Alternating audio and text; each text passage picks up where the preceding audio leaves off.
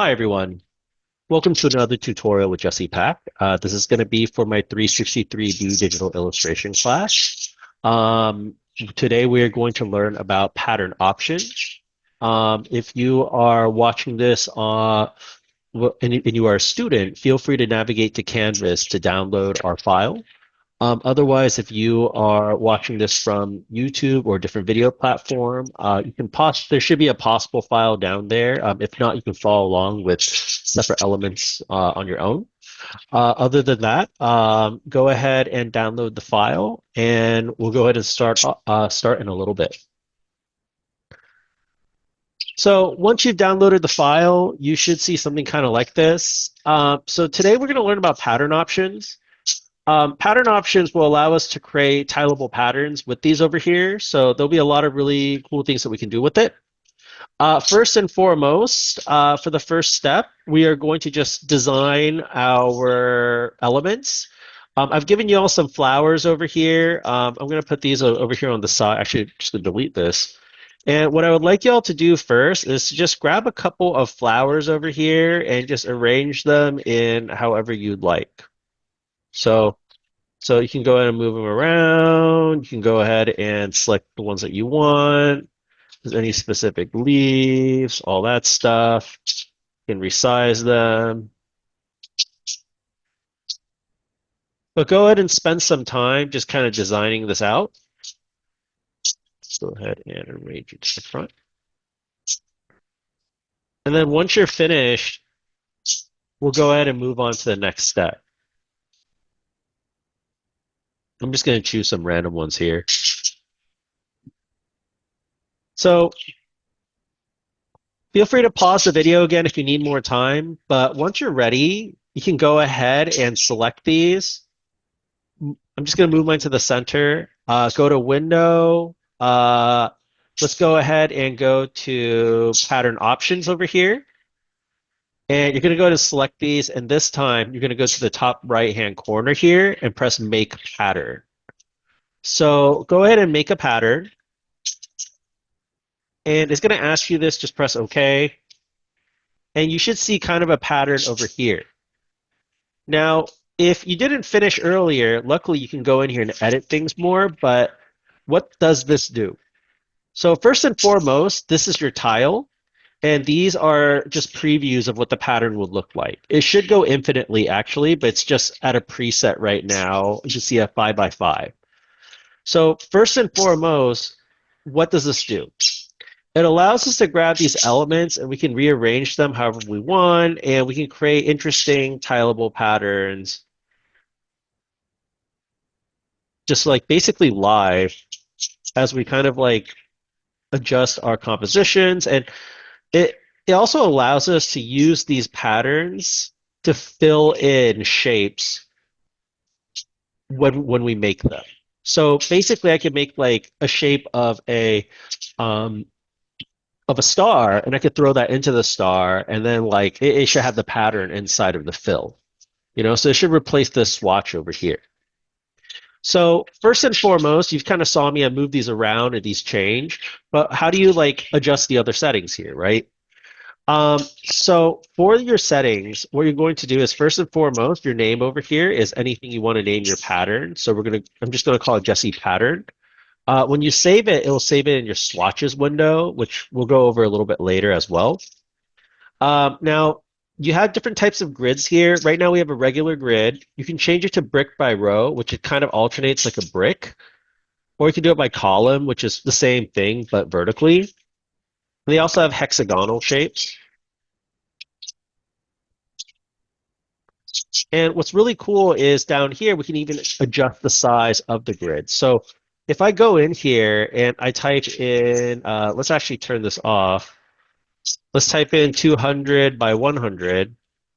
It'll create a 200 by 100 box that we can use for tiling. Now, if I have this turned on, it'll keep my proportions the same as I change the size. So if I change this to 200, it'll readjust this to the same proportions as the previous increments. So you see it added more spacing, but the box ratio stays the same.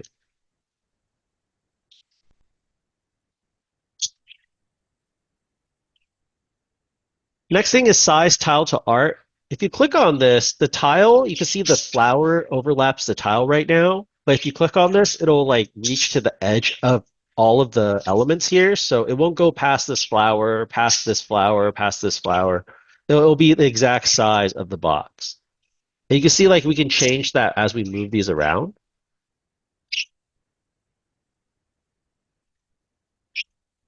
And move tile with the art will basically allow us to move our art with this tile. We have it turned off. It's kind of how it works. It still moves when you grab everything too.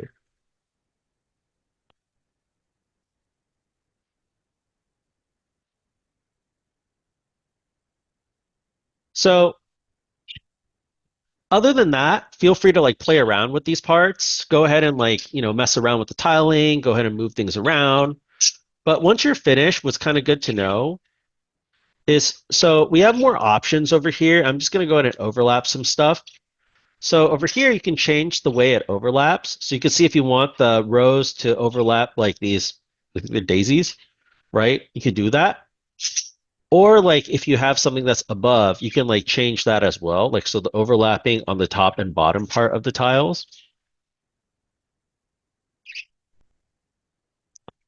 Otherwise, the rest of the things down here are just for preview. So if you want to see how the tile looks at like a 7x7, you can do that.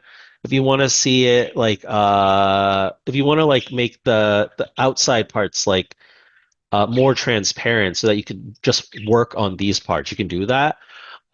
It's really just for preview and design over here and like the designing process. Everything over here, though, in the middle is, in this area over here, is what's going to actually applied when you save it. But once you're done, you're just going to press done, or you can save a copy if you want to save a copy and still work on it. But I'm going to press done, and it should add it to your swatches over here. So go ahead and work on that part. If you're having like trouble, like go back and like play around with it.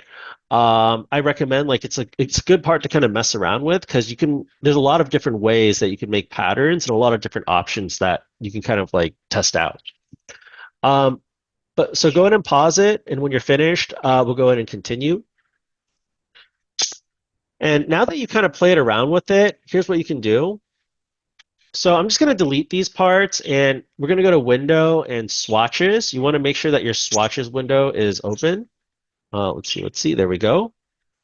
So mine's already open over here. And what we're going to do is I'm going to go ahead and just make a rectangle.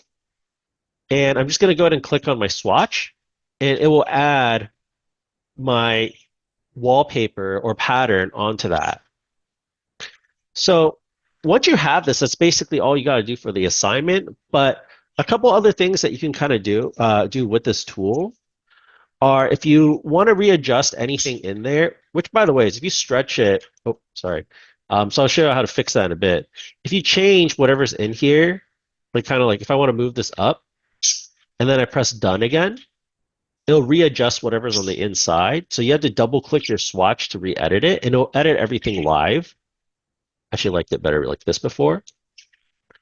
And in order to like scale your swatch with your shape, you have to go to Window, Transform, and then once you have your transform window open, so mine's on the top left, you can click on the little pancake stack, and you want to have this turned on. So by having that turned on, you can see like it allows us to scale this. But if I turn this off, so let's just scale the object only, it'll allow me to just basically create more of the wallpaper.